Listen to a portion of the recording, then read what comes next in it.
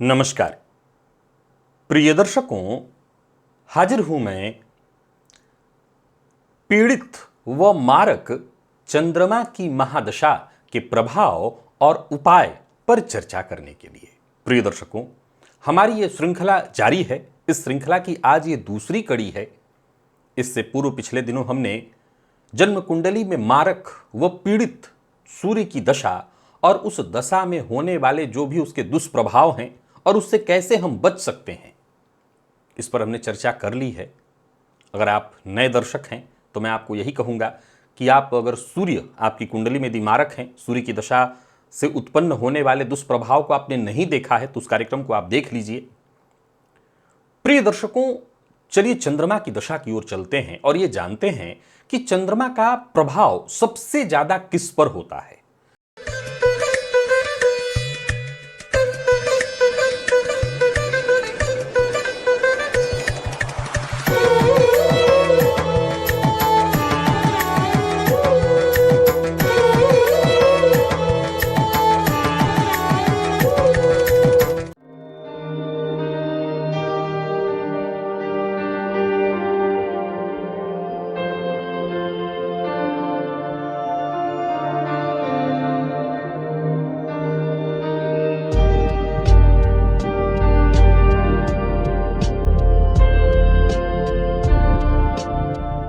देखिए, वैसे तो चंद्रमा का प्रभाव जीवन के आप किसी भी ग्रह की यदि बात करें तो जीवन के किसी भी पड़ाव पर हो, हर ग्रह की दशा हमेशा ही होती है। लेकिन चंद्रमा का जो मूल प्रभाव का समय है वो बाल्यकाल है। और यहां पर जन्म कुंडली में चौथे, आठवें, 12वें में चंद्रमा हो तो ये जातक के लिए विशेष अरिष्ट की स्थिति उत्पन्न करते हैं। छठवें का चंद्रमा भी रोग उत्पन्न करता है, लेकिन विशेष रूप से चौथे का जो चंद्रमा है, अष्टम का जो चंद्रमा है, वो कफ जन्य रोग से बालक को पीड़ित कर देता है और श्वास से संबंधित परेशानियों के चलते कई बार जातक को, विशेषकर बाल्यकाल में बालक को बेहद कष्ट का सामना करना पड़ता है। अतः आपने देखा होगा कि प्रायः बच्चों को निमोनिया इत्यादि की शिकायत होती रहती है। यह चंद्रमा का विशेष प्रभाव है। एक दूसरा, प्रिय दर्शकों, चंद्रमा एकमात्र ऐसा ग्रह है जो मैं हमेशा कहा करता हूं कि 90 से 95% कुंडलियों में कहीं ना कहीं पीड़ित दिखाई पड़ जाते हैं।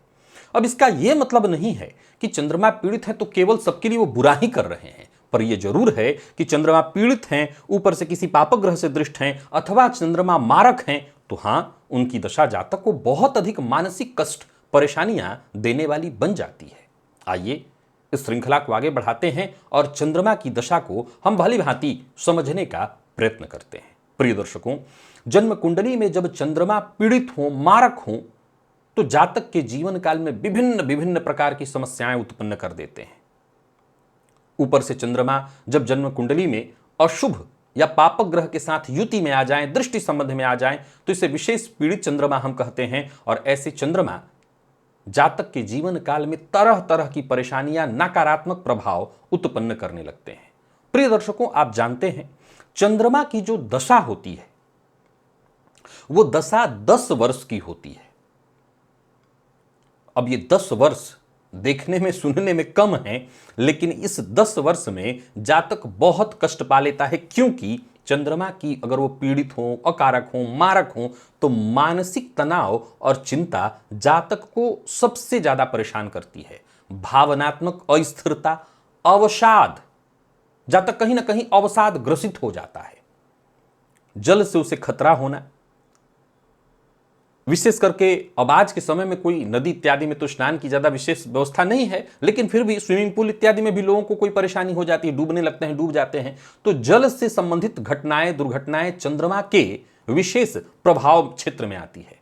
जब चंद्रमा पीड़ित हो तो स्वास्थ्य से संबंधित सबसे ज्यादा परेशानी जो है चंद्रमा में देखने को मिलता है। और उसमें भी, अच्छा, यहां फिर मैं आपको बताना चाहता हूं कि जिस तरह से शनिदेव मारक हो सकते हैं, राहु मारक हो सकते हैं, वैसे चंद्रमा कोई मारक ग्रह ऐसा नहीं बनता।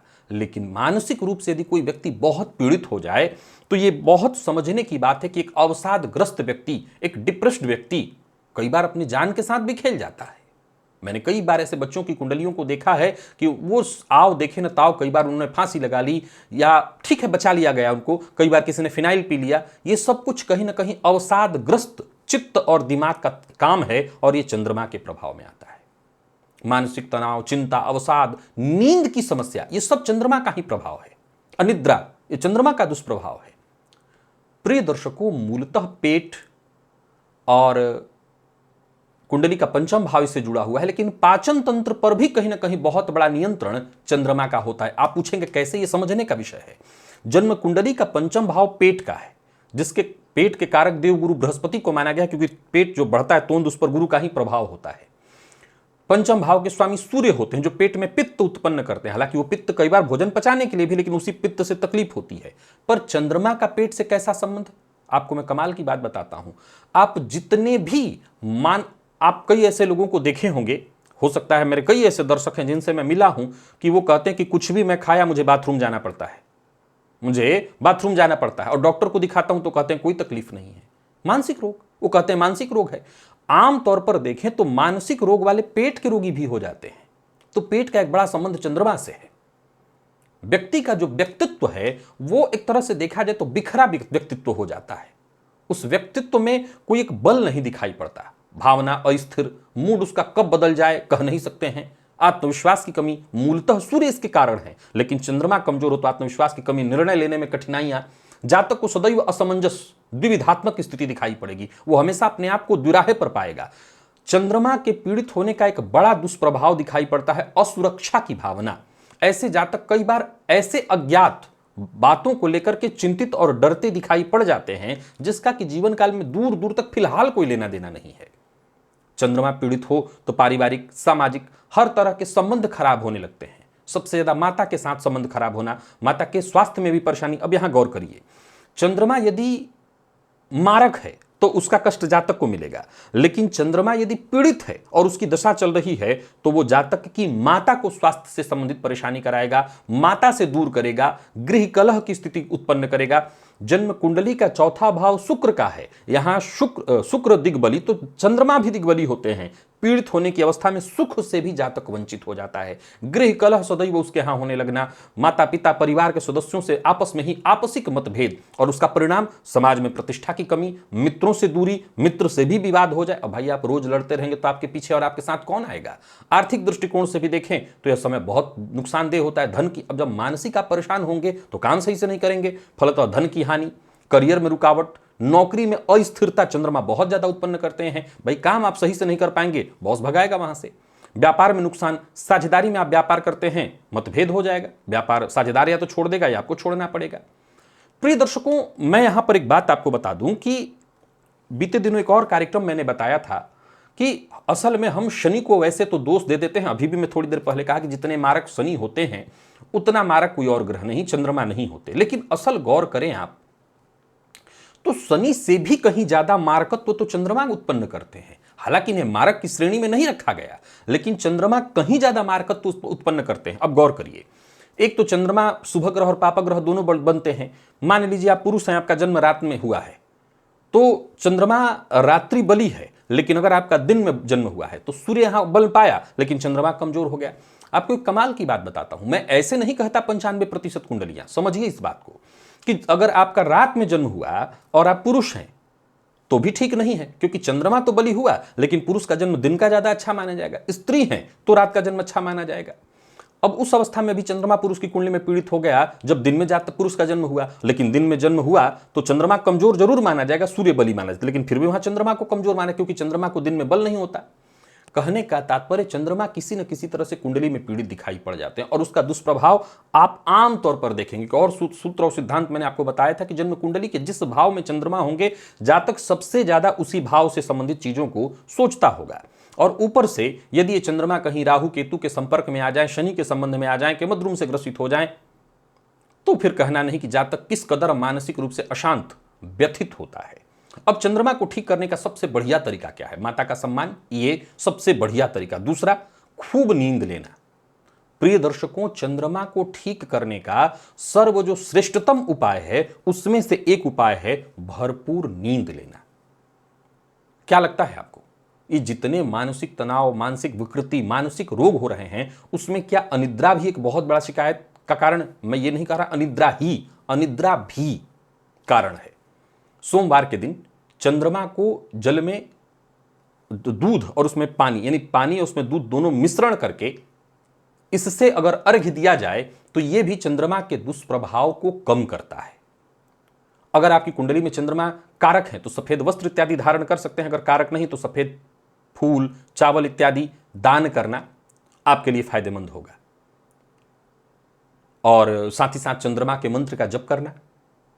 मैंने चंद्रमा को ठीक करने के 20 उपाय का वीडियो बनाया है, उस वीडियो को आप जरूर देख लीजिएगा। सोमवार के दिन विशेष रूप से चंद्रमा के मंत्रों से हवन करना भी जातक को लाभ प्रदान कराता है।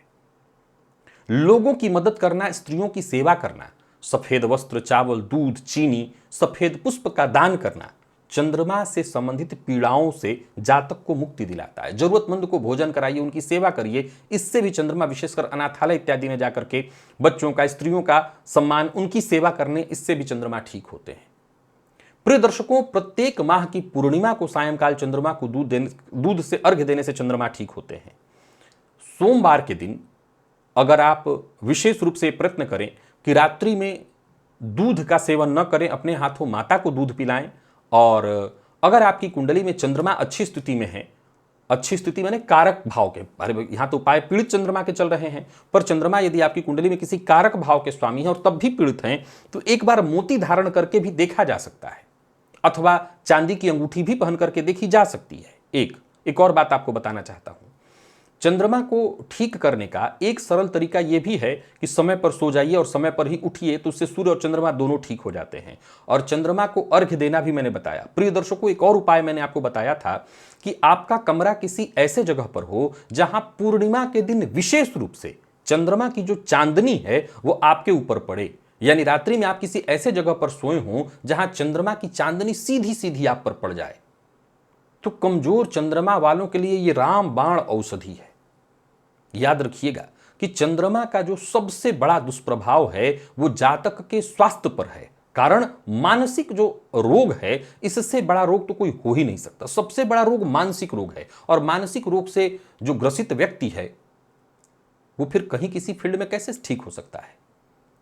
तो सावधानी इतनी ही बरतनी है। और एक और बात, अत्यधिक जल की बर्बादी, जल को ऐसे गंदा करना, जल का नुकसान करना भी चंद्रमा को कमजोर कर देता है। तो ये जो मैंने उपाय बताए हैं और जो मैंने स्थितियां बताई हैं, आप इन सबों को अपने आप से मिला लीजिएगा और इनसे बचने का प्रयत्न करिएगा। बाकी जो उपाय मैंने बताया उनका पालन अवश्य करिए। आप यूं समझ लीजिए कि चंद्रमा से संबंधित पीड़ा से अगर आप कहीं से भी पीड़ित हैं तो बच जाएंगे। आज के लिए बस इतना ही, इजाजत दीजिए। पुनः मुलाकात होगी कल मंगल से संबंधित प्रभाव को लेकर के। तब तक के लिए नमस्कार।